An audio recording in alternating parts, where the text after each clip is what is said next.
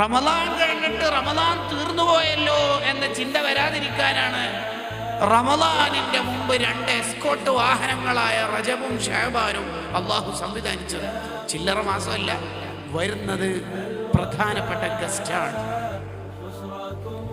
ആ റമദാനിനെ നമുക്ക് വേണ്ട പോലെ പരിഗണിക്കാൻ കഴിയില്ലെങ്കിൽ പിന്നെ എന്തിനാ 2 മാസം മുന്നേ ഒരു ഡേറ്റ് വെച്ചിട്ട് റമദാൻ എന്ന് വിളിച്ചു വരുത്തുന്നത്? റമദാനെങ്ങാനും ഒരാൾക്ക് എതിര് സാക്ഷി നിന്നാൽ നാളെ ആഖിറത്തിൽ അയാളുടെ കൈ പിടിക്കാൻ ഒരാൾ പോലും ഉണ്ടാവില്ല. അത്രയും കടുപ്പാണ്.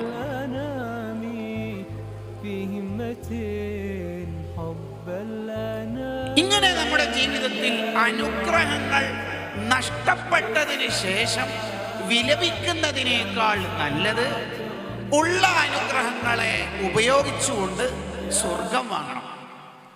ആ അനുഗ്രഹങ്ങൾ നിലനിന്ന് കിട്ടാൻ വേണ്ടി നമ്മൾ ദുആ ചെയ്യണം.